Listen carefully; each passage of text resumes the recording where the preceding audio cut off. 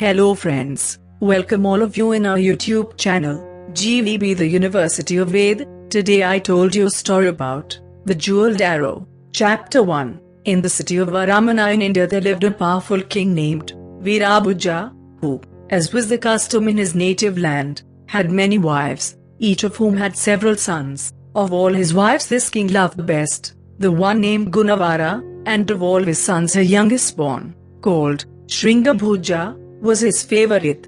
Gunavara was not only very beautiful, but very good. She was so patient that nothing could make her angry, so unselfish that she always thought of others before herself, and so wise that she was able to understand how others were feeling, however different their natures were from her own. Shringabhuja, the son of Gunavara, resembled his mother in her beauty and her unselfishness. He was also very strong and very clever, whilst his brothers were quite unlike him. They wanted to have everything their own way, and they were very jealous indeed of their father's love for him. They were always trying to do him harm, and though they often quarreled amongst themselves, they would band together to try and hurt him. It was very much the same with the king's wives. They hated Gunavara because her husband loved her more than he did them, and they constantly came to him with stories they had made up of the wicked things she had done. Amongst other things they told the king that Gunavara did not really love him but cared more for someone else than she did for him. The most bitter of all against her was her wife called Sulekha, who was cunning enough to know what sort of tale the king was likely to believe. The very fact that Virabhuja loved Gunavara so deeply made him more ready to think that perhaps, after all, she did not return his affection, and he longed to find out the truth. So he in his turn made up a story, thinking by its means to find out how she felt for him. He therefore went one day to her private apartments, and having sent all her attendants away, he told her he had some very sad news for her which he had heard from his chief astrologer. Astrologers, you know, are wise men who are supposed to be able to read the secrets of the stars and learn from them things which are hidden from ordinary human beings. Gunavara therefore did not doubt that what her husband was about to tell her was true, and she listened eagerly, her heart beating very fast in her fear that some trouble was coming to those she loved. Great indeed was her sorrow and surprise when Virabhuja went on to say that the astrologer had told him that a terrible misfortune threatened him and his kingdom, and the only way to prevent it was to shut Gunavara up in prison for the rest of her life. The poor queen could hardly believe that she had heard rightly. She knew she had done no wrong, and could not understand how putting her in prison could help anybody. She was quite sure that her husband loved her, and no words could have expressed her pain at the thought of being sent away from him and her dear son. Yet she made no resistance, not even asking Virabhuja to let her see Shringabhuja again. She just bowed her beautiful head and said, "Be it unto me as my lord wills. If he wishes my death, I am ready to lay down my life." This submission made the king feel even more unhappy than before. He longed to take his wife in his arms and tell her he would never let her go, and perhaps if she had looked at him then, he would have seen all the love for him in her eyes. But she remained perfectly still with bowed head, waiting to hear what her fate was to be. Then the thought entered Virabhuja's mind, "She is afraid to look at me." What Sulekha said was true. Chapter 2. So the king summoned his guards and ordered them to take his wife to a strong prison and leave her there. She went with them without making any resistance, only turning once to look lovingly at her husband as she was led away. Virabhuja returned to his own palace and had not been there very long when he got a message from Sulekha, begging him to give her an interview, for she had something of very great importance to tell him. The king consented at once, thinking to himself, "Perhaps she has found out that what she told me about my dear Gunavara is not true." Great then was his disappointment when the wicked woman told him she had discovered a plot against his life. The son of Gunavara and some of the chief men of the kingdom, she said, had agreed together to kill him, so that Shringabhuja might reign in his stead. She and some of the other wives had overheard conversations between them, and were terrified lest their beloved lord should be hurt. The young prince, she declared, had had some trouble in persuading the nobles to help him. but he had succeeded at last. Virabhuja simply could not believe this story, for he trusted his son as much as he loved him, and he sent the mischief maker away, telling her not to dare to enter his presence again. For all that, he could not get the matter out of his head. He had Sringabhuja carefully watched, and as nothing against him was found out, he was beginning to feel more easy in his mind, and even to think of going to see Gunavara in her prison to ask her to confide in him, when something happened which led him to fear that after all his dear son was not true to him. This was what made him uneasy. He had a wonderful arrow, set with precious jewels, which had been given to him by a magician, and had the power of hitting without fail whatever it was aimed at from however great a distance. The very day he had meant to visit his ill-treated wife, he missed this arrow from the place in which he kept it concealed. This distressed him very much, and after seeking it in vain, he summoned all those who were employed in the palace to his presence, and asked if any of them knew anything about the arrow. He promised that he would forgive anyone who helped him to get it back, even if it were the thief himself, but added that, if it was not found in 3 days, he would have all the servants beaten until the one who had stolen it confessed. Chapter 3. Now the fact of the matter was that Sulekha, who had told the wicked story about Gunavara, knew where the king kept the arrow, had taken it to her private rooms, and had sent for her own sons, and those of the other wives, all of whom hated Sringabhuja, to tell them of a plot to get their brother into disgrace. You know, she said to them, how much better your father loves Sringabhuja than he does any of you, and that, when he dies, he will leave the kingdom and all his money to him. Now I will help you to prevent this, by getting rid of Sringabhuja. You must have a great shooting match, in which your brother will be delighted to take part, for he is very proud of his skill with the bow and arrow. On the day of the match, I will send for him and give him the jeweled arrow belonging to your father to shoot with, telling him the king had said I might lend it to him. Your father will then think he stole it and order him to be killed. The brothers were all delighted at what they thought a very clever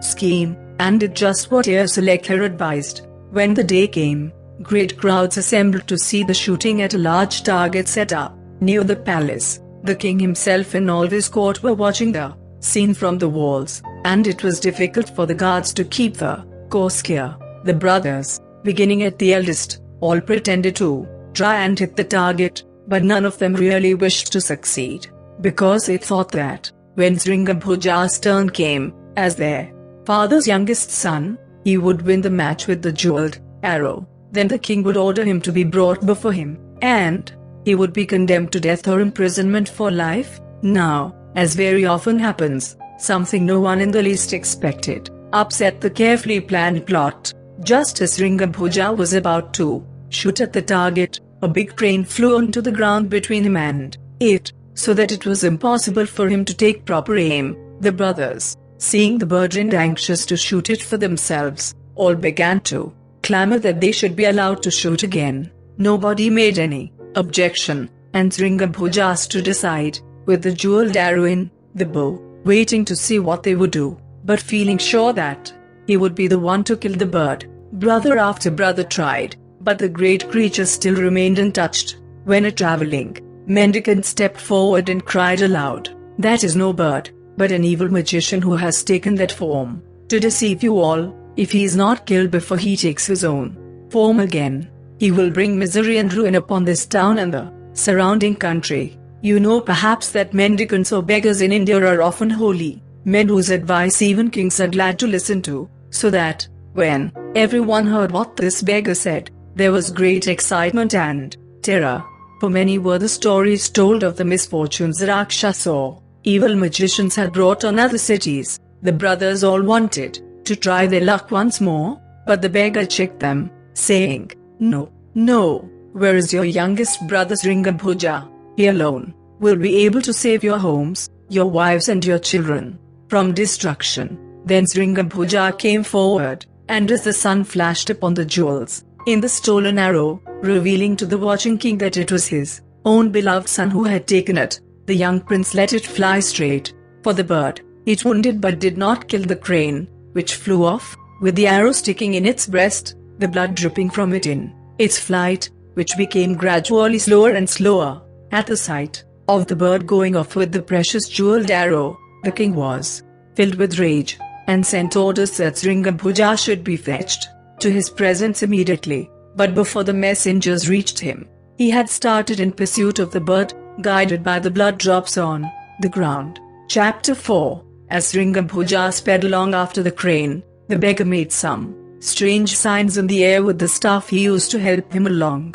and such clouds of dust arose that no one could see in which direction the young prince had gone. The brothers and dear Sulekha were very much dismayed at the way things had turned out, and greatly feared that the king's anger would vent itself on them. Now that Sringambhuja had disappeared, Veerabhuja did send for them, and asked them many questions, but they all kept the secret of how Sringambhuja had got the arrow, and promised to do all they could to help to get it back again. The king thought he would go and see the mother of his dear youngest son, but again something held him back, and poor Gunavara was left alone, no one ever going near her except the gaoler who took her daily food. After trying everything possible to find out where Sringambhuja had gone, the king began to show special favor to another of his sons, and as the months passed by, it seemed as if the young prince and the jeweled arrow were both forgotten. Meanwhile Sringambhuja travelled on and on in the track of the drops of blood, till he came to the outskirts of a fine forest, through which many beaten paths led to a very great city. He sat down to rest at the foot of a wide-spreading tree, and was gazing up at the towers and pinnacles of the town, rising far upwards towards the sky, when he had a feeling that he was no longer alone. He was right, for, coming slowly along one of the paths, was a lovely young girl, singing softly to herself in a beautiful voice. Her eyes were like those of a young doe, and her features were perfect in their form and expression, reminding Sringambhuja of his mother, whom he was beginning to fear he would never see again. When the young girl was quite close to him, he startled her by saying, "Can you tell me what is the name of this city?" "Of course, I can," she replied, "for I live in it. It is called Dhumapura, and it belongs to my father. He is a great magician, named Agnisekha, who loves not strangers. Now tell me who you are, and whence you come." Then Sringambhuja told the maiden all about himself, and why he was wandering so far from home. The girl, whose name was Rupasekha, listened very attentively, and when he came to the shooting of the crane, and how he had followed the bleeding bird in the hope of getting back his father's jeweled arrow, she began to tremble. "Alas, alas," she said, "the bird you shot was my father, who can take any form he chooses. He returned home but yesterday, and I drew the arrow from his wound and dressed the hurt myself. He gave me the jeweled arrow to keep, and I will never part with it. As for you, the sooner you depart the better, for my father never forgives, and he is so powerful that you would have no chance of escape if he knew you were here." Hearing this, Sringambhuja became very sad, not because he was afraid of Agnisekha, but because he knew that he already loved the fair maiden who stood beside him, and was resolved to make her his wife. She too felt drawn towards him and did not like to think of his going away. Besides this, she had much to fear from her father, who was as cruel as he was mighty, and had caused the death already of many lovers who had wished to marry her. She had never cared for any of them, and had been content to live without a husband, spending her life in wandering about near her home and winning the love of all who lived near her, even that of the wild creatures of the forest, who would none of them dream of hurting her. Often and often she stood between the wrath of her father and those he wished to injure, for, wicked as he was, he loved her and wanted her to be happy. Chapter 5.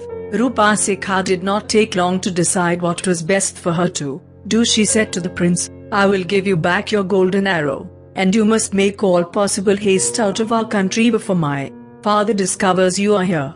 "No, no, no, 1,000 times no," cried the prince. "Now I have once seen you, I can never, never leave you. Can you not learn to love me and be my wife?" Then he fell prostrate at her feet, and looked up into her face so lovingly that she could not resist him. She bent down towards him, and the next moment they were clasped in each other's arms, quite forgetting all the dangers that threatened them, Rupa Sikha was the first to remember her father, and drawing herself away from her lover, she said to him, "Listen to me, and I will tell you what we must do. My father is a magician, it is true, but I am his daughter, and I inherit some of his powers. If only you will promise to do exactly as I tell you, I think I may be able to save you, and perhaps even become your wife. I am the youngest of a large family and my father's favorite, capital I, will go and tell him that a great and mighty prince, hearing of his wonderful gifts, has come to our land to ask for an interview with him. Then I will tell him that I have seen you, fallen in love with you, and want to marry you. He will be flattered to think his fame has spread so far, and will want to see you, even if he refuses to. Let me be your wife. I will lead you to his presence and leave you with him alone. If you really love me, you will find the way to win his consent, but you must keep out of his sight till I have prepared the way for you. Come with me now, and I will show you a hiding place." Rupa Sikha then led the prince far away into the depths of the forest, and showed him a large tree, the wide spreading branches of which touched the ground, completely hiding the trunk, in which there was an opening large enough for a man to pass through. Steps cut in the inside of the trunk led down to a wide space underground, and there the magician's daughter told her lover to wait for her return. "Before I go," she said, "I will tell you my own password, which will save you from death if you should be discovered. It is lotus flower, and everyone to whom you say it will know that you are under my protection." When Rupa Sikha reached the palace, she found her father in a very bad humor, because she had not been to ask how the wound in his breast was getting on. She did her best to make up for her neglect, and when she had dressed the wound very carefully, she prepared a dainty meal for her father with her own hands, waiting upon him herself whilst he ate it. All this pleased him, and he was in quite an amiable mood, when she said to him, "Now I must tell you that I too have had an adventure. As I was gathering herbs in the forest, I met a man I had never seen before, a tall handsome young fellow looking like a prince, who told me he was seeking the palace of a great and wonderful magician, of whose marvelous deeds he had heard. Who could that magician have been but you, my father?" she added. "I told him I was your daughter, and he entreated me to ask you to grant him an interview." Agni Sikha listened to all this without answering a word. He was pleased at this fresh proof that his fame had spread far and wide, but he guessed at once that Rupa Sikha had not told him the whole truth. He waited for her to go on, and as she said no more, he suddenly turned angrily upon her and in a loud voice asked her, "And what did my daughter answer?" Then Rupa Sikha knew that her secret had been discovered, and rising to her full height, she answered proudly, "I told him I would seek you and ask you to receive him. And now I will tell you, my father, that I have seen the only man I will ever marry, and if you forbid me to do so, I will take my own life, for I cannot live without him." "Send for the man immediately," cried the magician, "and you shall hear my answer when he appears before me." "I cannot send," replied Rupa Sikha, "for none knows where I have left him, nor will I fetch him till you promise that no evil shall befall him." At first Agni Sikha laughed aloud and declared that he would do no such thing, but his daughter was as obstinate as he was, and finding that he could not get his own way unless he yielded to her, he said crossly, "He shall keep this fine head on his shoulders, and leave the palace alive, but that is all I will say." "But that is not enough," said Rupa Sikha. "Say after me, not a hair of his head shall be harmed, and I will treat him as an honored guest, or your eyes will never rest on him." At last the magician promised, thinking to himself that he would find some way of disposing of Sringabhuja, if he did not fancy him for a son-in-law. The words she wanted to hear were hardly out of her father's mouth before Rupa Sikha sped away, as if on the wings of the wind, full of hope that all would be well. She found her lover anxiously awaiting her, and quickly explained how matters stood. "You had better say nothing about me to my father at first," she said, "but only talk about him and all you have heard of him. If only you could get him to like you and want to keep you with him, it would help us very much. Then you could pretend that you must go back to your own land, and rather than allow you to do so, he will be anxious for us to be married and to live here with him. Chapter 6. Shringabhuja loved Rupasika so much that he was ready to obey her in whatever she asked, so he at once went with her to the palace. On every side he saw signs of the strength and power of the magician. Each gate was guarded by tall soldiers in shining armor, who saluted Rupasika but scowled fiercely at him. He knew full well that if he had tried to pass alone, they would have prevented him from doing so. At last the two came to the great hall, where the magician was walking backwards and forwards, working himself into a rage at being kept waiting. Directly he looked at the prince, he knew him for the man who had shot the jeweled arrow at him when he had taken the form of a crane, and he determined that he would be revenged. He was too cunning to let Shringabhuja guess that he knew him, and pretended to be very glad to see him. He even went so far as to say that he had long wished to find a prince worthy to wed his youngest and favorite daughter. You, he added, seem to me the very man, young, handsome, and, to judge from the richness of your dress and jewels, able to give my beloved one all she needs. The prince could hardly believe his ears, and Rupasika also was very much surprised. She guessed, however, that her father had some evil purpose in what he said, and looked earnestly at Shringabhuja in the hope of making him understand. But the prince was so overjoyed at the thought that she was to be his wife that he noticed nothing. So when Agnisekha added, I only make one condition, you must promise that you will never disobey my commands, but do whatever I tell you without a moment's hesitation. Shringabhuja, without waiting to think, said at once, only give me your daughter and I will serve you in any way you wish. That's settled then, cried the magician, and he clapped his hands together. In a moment a number of attendants appeared, and their master ordered them to lead the prince to the best apartments in the palace, to prepare a bath for him, and do everything he asked them. Chapter 7. As Shringabhuja followed the servants, Rupasika managed to whisper to him, beware, await a message from me. When he had bathed and was arraying himself in fresh garments provided by his host, waited on hand and foot by servants who treated him with the greatest respect, a messenger arrived, bearing a sealed letter which he reverently handed to the prince. Shringabhuja guessed at once from whom it came, and anxious to read it alone, he hastily finished his toilet and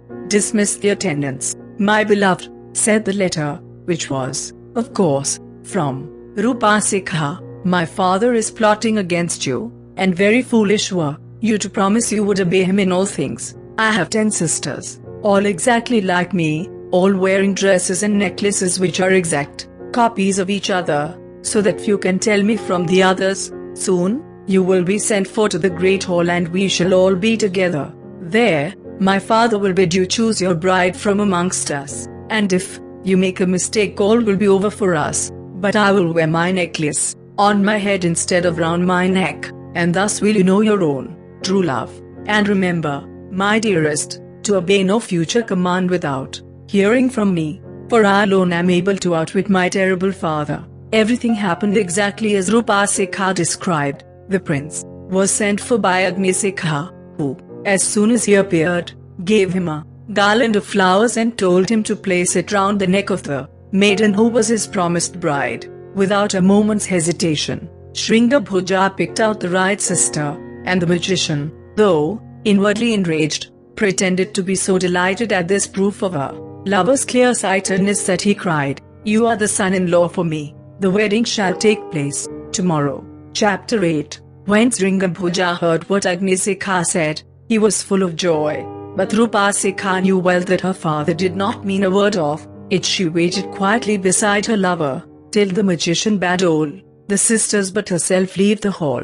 Then the magician, with a very wicked look on his face, said, before the ceremony there is just one little thing you must do for me, dear son-in-law, that is to be, go outside the town, and near the most westerly tower you will find a team of oxen and a plough awaiting you. Close to them is a pile of 300 bushels of sesame seed. This you must sow this very day, or instead of a bridegroom, you will be a dead man tomorrow. Great was the dismay of Shringabhuja when he heard this, but Rupasika whispered to him, fear not, for I will help you." Sadly, the prince left the palace alone to seek the field outside the city. The guards, who knew he was the accepted lover of their favorite mistress, letting him pass unhindered. There, sure enough, near the western tower were the oxen, the plough, and a great pile of seed. Never before had poor Sringambhuja had to work for himself, but his great love for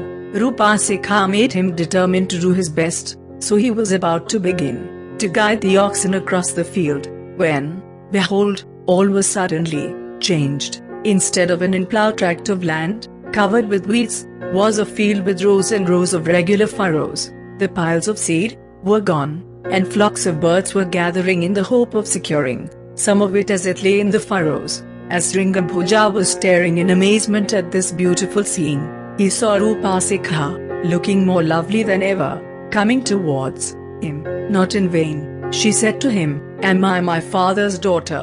Capital I, to know how to compel even nature to do my will. But the danger is not over yet. Go quickly back to the palace, and tell Agnisekha that his wishes are fulfilled." Chapter 9. The magician was very angry indeed when he heard that the field was plowed and the seed sown. He knew at once that some magic had been at work, and suspected that Rupasikha was the cause of his disappointment. Without a moment's hesitation, he said to the prince, "No sooner were you gone than I decided not to have that seed sown. Go back at once, and pile it up where it was before." This time Sringambhuja felt no fear or hesitation, for he was sure of the power and will to help him of his promised bride. So back he went to the field, and there he found the whole vast space covered with millions and millions of ants, busily collecting the seed and piling it up against the wall of the town. Again Rupasikha came to cheer him, and again she warned him that their trials were not yet over. She feared, she said, that her father might prove stronger than herself, for he had many allies at neighboring courts ready to help him in his evil purposes. "Whatever else he orders you to do, you must see me before you leave the palace. I will send my faithful messenger to appoint a meeting in some secret place." Agnisekha was not much surprised when the prince told him that his last order had been obeyed, and thought to himself, "I must get this tiresome fellow out of my domain, where that too clever child of mine will not be able to help him." "Well," he said, "I suppose the wedding must take place tomorrow after all, for I am a man of my word. We must now set about inviting the guests. You shall have the pleasure of doing this yourself. Then my friends will know beforehand what a handsome young son-in-law I shall have. The first person to summon to the wedding is my brother Dhumasikha, who has taken up his abode in a deserted temple a few miles from here. You must ride at once to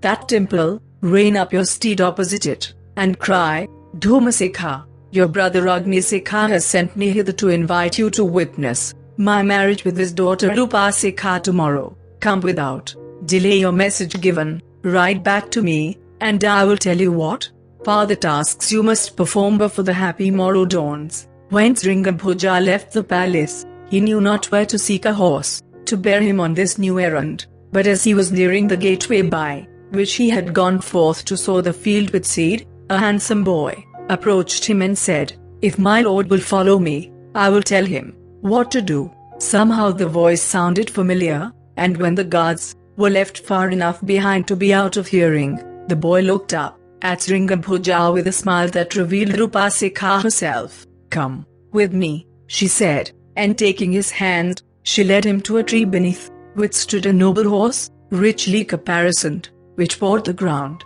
and whinnied to its mistress as she drew near. "You must ride this horse," said Rupasikha, "who will obey you if you but whisper in his ear, and you must take earth, water, wood and fire with you, which I will give you. You must go straight to the temple, and when you have called out your message, turn without a moment's delay, and ride for your life as swiftly as your steed will go, looking behind you all the time. No guidance will be necessary, for Marut, that is my horse's name, knows well what he has to do." Then Rupasikha gave Sringambhuja a bowl of earth, a jar of water, a bundle of thorns, and a brazier full of burning charcoal, hanging them by strong thongs upon the front of his saddle so that he could reach them easily. My father, she told him, has given my uncle instructions to kill you, and he will follow you upon his swift Arab steed. When you hear him behind you, fling earth in his path. If that does not stop him,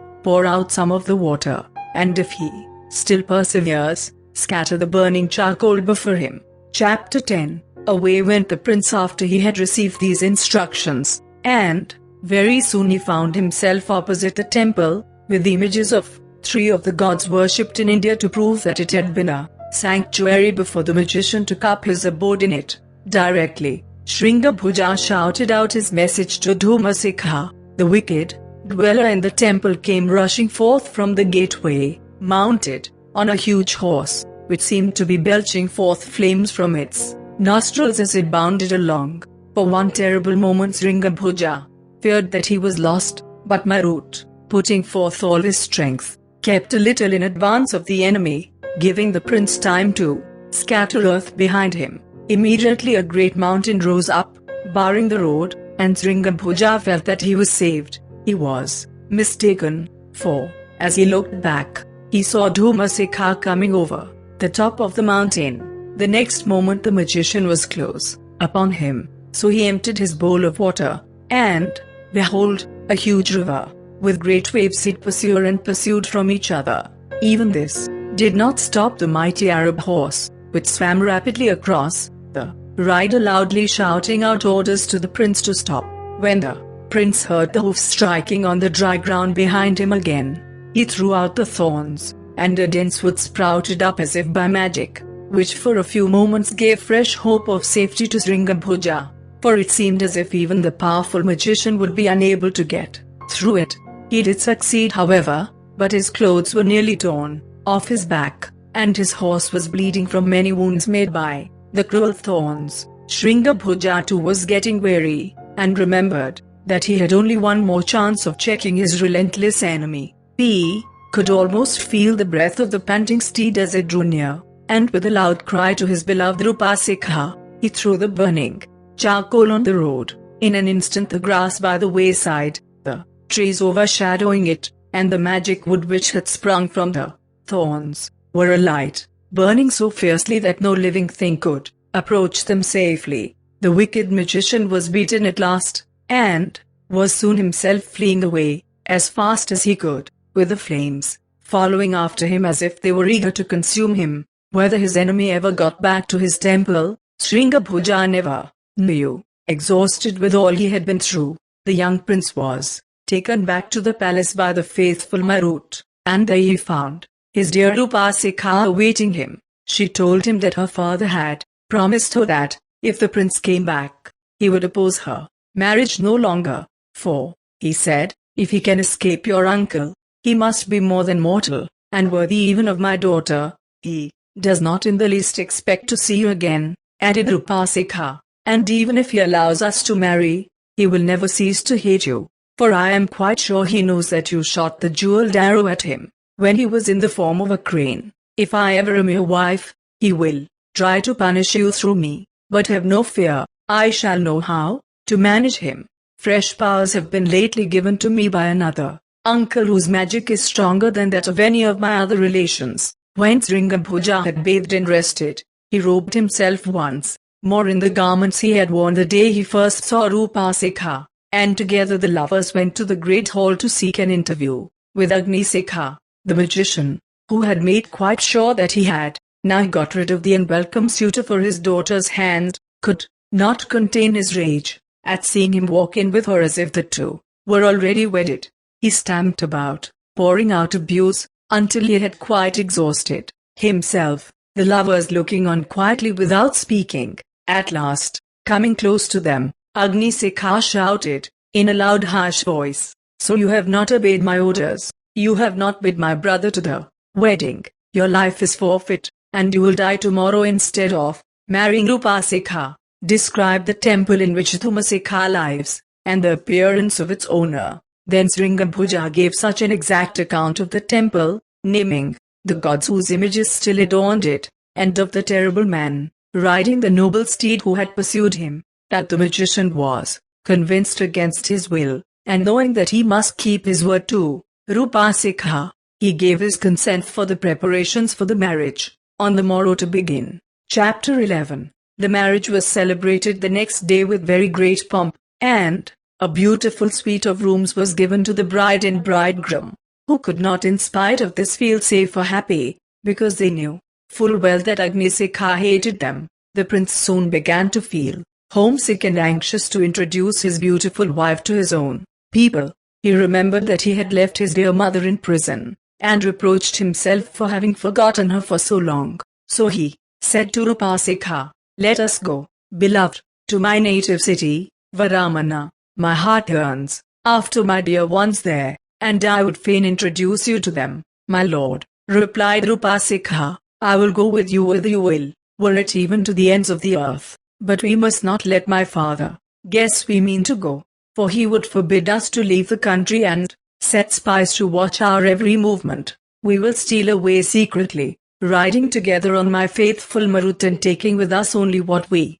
can carry, and my jeweled arrow," said the prince, "that I may give it back to my father and explain to him how I lost it. Then shall I be restored to his favor, and maybe he will forgive my mother also." "Have no fear," answered Rupasekha, "all will surely go well with us. Forget not that new powers have been given to me, which will save us from my father and aid me to rescue my dear one's mother from her evil fate." Before the dawn broke on the next day, the two set forth unattended, Marut seeming to take pride in his double burden and bearing them along so swiftly that they had all but reached the bounds of the country, under the dominion of Agnisekha. As the sun rose, just as they thought they were safe from pursuit, they heard a loud rushing noise behind, and looking round, they saw the father of the bride close upon them on his Arab steed, with sword uplifted in his hand to strike. "Fear not," whispered Rupasekha to her husband, "I will show you now what I can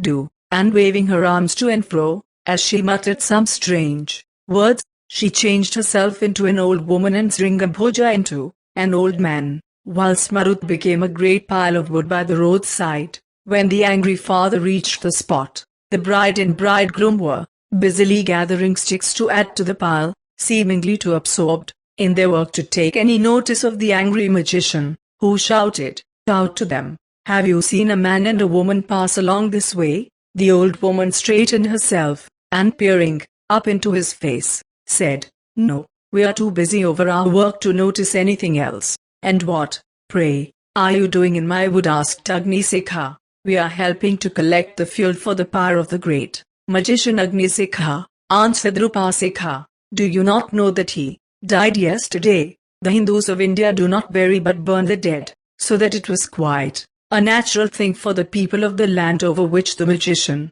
ruled to collect the materials for the pyre or heap of wood on which his body would be laid to be burnt." What surprised Agnisekha, and, in fact nearly took his breath away, was to be quietly told that he was dead. He began to think that he was dreaming, and said to himself, "I cannot really be dead without knowing it, so I must be asleep," and he quietly turned his horse round and rode slowly home again. This was just what his daughter wanted, and as soon as he was out of sight, she turned herself, her husband and Marut, into their natural forms, again, laughing merrily, as she did so, at the thought of the ease with which she had got rid of her father. Chapter 12. Once more the bride and bridegroom set forth on their way, and once more they soon heard Agnisekha coming after them, for when he got back to his palace, and the servants hastened out to take his horse, he guessed that a trick had been played on him. He did not even dismount, but just turned his horse's head round and galloped back again. "If ever," he thought to himself, "I catch those two young people, I'll make them wish they had obeyed me. Yes, they shall suffer for it. I am not going to stand being defied like this." This time Rupasekha contented herself with making her husband and Marut invisible, whilst she changed herself into a letter carrier, hurrying along the road as if not a moment was to be lost. She took no notice of her father, till he reined up his steed and shouted to her, "Have you seen a man and woman on horseback pass by?" "No, indeed," she said, "I have a very important letter to deliver, and could think of nothing but making all the haste possible." "And what is this important letter about?" asked Agnisekha. Can you tell me that? Oh, yes, I can tell you that, she said. But where can you have been, not to have heard the terrible news about the ruler of this land? You can't tell me anything I don't know about him, answered the magician, for he is my greatest friend. Then you know that he is dying from a wound he got in a battle with his enemies only yesterday. I am to take this letter to his brother, Dhumasekha, bidding him come to see him before the end. Again Agnisekha wondered if he were dreaming, or if he were under some strange spell and did not really know who he was. Being able, as he was, to cast spells on other people, he was ready to fancy the same thing had befallen him. He said nothing when he heard that he was wounded, and was about to turn back again when Rupasekha said to him, as you are on horseback and can get to Dhumasekha's temple quicker than I can, will you carry the message of his brother's approaching death to him for me, and bid him make all possible haste if he would see him alive? This was altogether too much for the magician, who became sure that there was something very wrong about him. He knew he was not wounded or dying, but he thought he must be ill of fever, fancying he heard what he did not. He stared fixedly at his daughter, and she stared up at him, half afraid he might find out who she was, but he never guessed. Do your own errands, he said at last, and slashing his poor innocent horse with his whip, he wheeled round and dashed home again as fast as he could.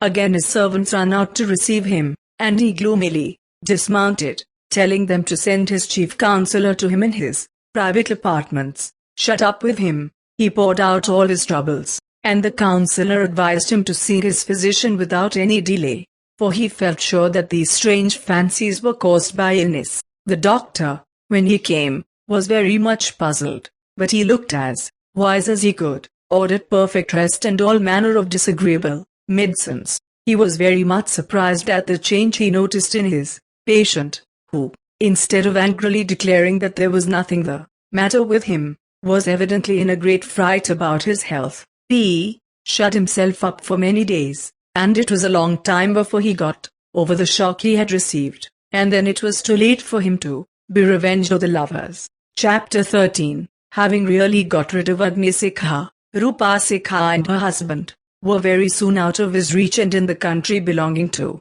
Shringabhuja's father, who had bitterly mourned the loss of his favorite son, when the news was brought to him that two strangers, a handsome young man and a beautiful woman, who appeared to be husband and wife, had entered his capital. He hastened forth to meet them, hoping that perhaps they could give him news of Shringabhuja. What was his joy when he recognized his dear son, holding the jeweled arrow, which had led him into such trouble, in his right hand, as he guided Marath with his left. The king flung himself from his horse, and Shringabhuja, giving the reins to Rupasekha, also dismounted. The next moment he was in his father's arms, everything forgotten and forgiven in the happy reunion. Great was the rejoicing over Shringabhuja's return, and hearty was the welcome given to his beautiful bride, who quickly won all hearts but those of the wicked wives and sons who had tried to harm her husband and his mother.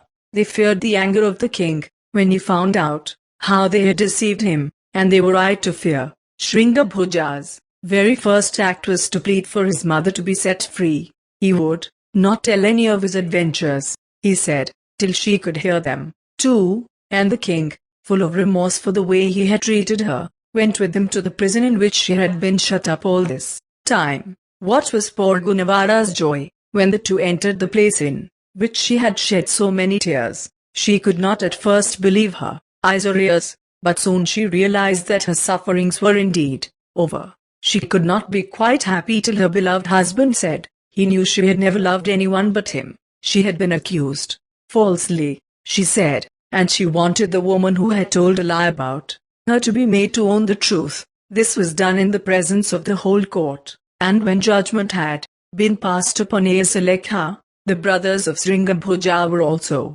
brought before their father, who charged them with having deceived him. They too were condemned, and all the culprits would have been taken to prison and shut up for the rest of their lives, if those they had injured had not pleaded for their forgiveness. Gunavara and her son prostrated themselves at the foot of the throne, and would not rise till they had won pardon for their enemies. Selekha and the brothers were allowed to go free, but Sringabhuja, though he was the youngest of all the princes, was proclaimed heir to the crown after his father's death. His brothers, however, never ceased to hate him, and, when he came to the throne, they gave him a great deal of trouble. He had many years of happiness with his wife and parents before that, and never regretted the mistake about the jeweled arrow, since but for it he knew, never have seen his beloved Rupa Sikha. Thanks for watching. Like, subscribe, share and also comment. If you have any then you can ask me. Thanks a lot.